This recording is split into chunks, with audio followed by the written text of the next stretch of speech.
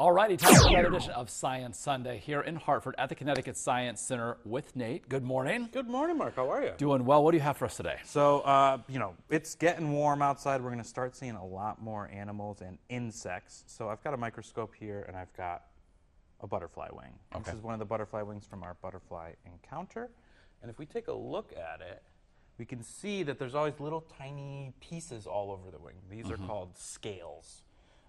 And these scales on a butterfly wing and on moth wings, you may have heard kind of the old wives' tale that says that, oh, don't get the dust off of a moth wing, otherwise it can't fly. Yes, I've heard that This one. is what they're talking about, Okay. these little tiny scales. These give the butterfly the colors on its wings, and that they are necessary for flying. They are a piece of the wing that's part of the structure there.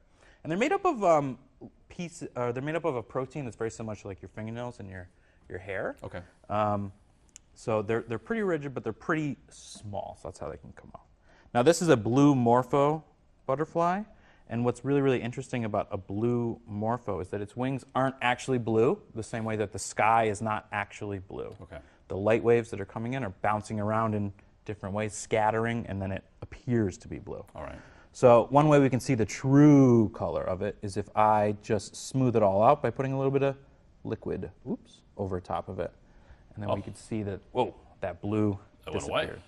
Now the liquid that I put over it that now has like a flat surface was rubbing alcohol. And rubbing alcohol actually evaporates really, really quickly. So I'm going to try and evaporate it even quicker so we can see, as I blow on it, that, let me get it in focus for you. Looking at two things at once.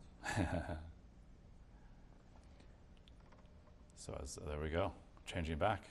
It turns back to blue. Yeah.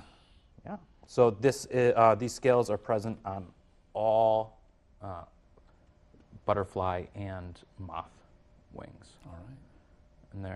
And the different patterns sometimes look like eyes and things like that to ward off predators and to attract mates and other butterflies. Good stuff. So the butterfly encounter. Yeah.